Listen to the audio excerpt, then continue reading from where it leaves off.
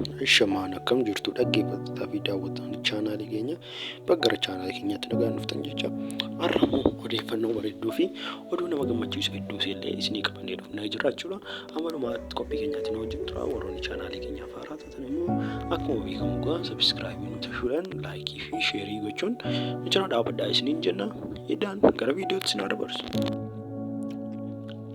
Egaan daawwattoota keenya akkuma beekamu artistiin keenya jaalatamaa fi beekamaa kan ta'e artistii Galaanaa Gaaromsaa kanaan dura uummata keenya bukkeetti beekumsa hedduu fi akkasumas beekamtii hedduu kan horatedha jechuudha.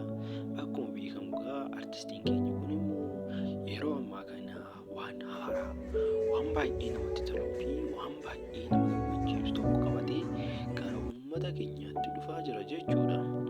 Egaan daawwattoota keenya akkamitti simattu warroonni hawwiidhaan eegaa jirtan koomentii jalatti lakkoofsa lama barreessuudhaan hawwii keessan agarsiisa.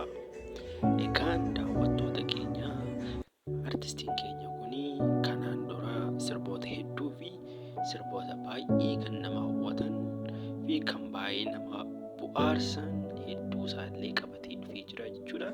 Egaan kanaan dura artistiin keenya kuni dhiyeenya kana sirba duraanuu mata dureen isaa duraanuu jedhu kan baasee uummata bukkeetti jaalatamummaa hedduullee ittiin argatee jira jechuudha.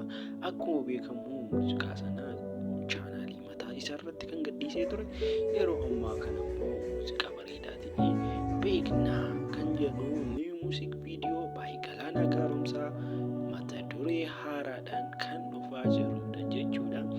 Egaan daawwattoota keenya mee akkamitti simattu? Simannaa keessan tolcha.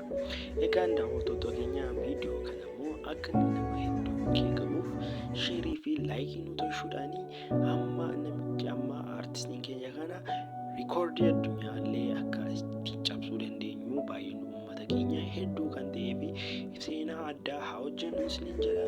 Kanaafuu chaanaalii kana sheer godhaa, viidiyoo kana sheer godhaa, sooshaal miidiyaa qabdan irratti hunda isaatti sheer godhaatii akka inni nama hedduu qabullee godhaa. Egaan daawwattoota keenya viidiyoon koo kana ture amma dhumaatti waan daawwattan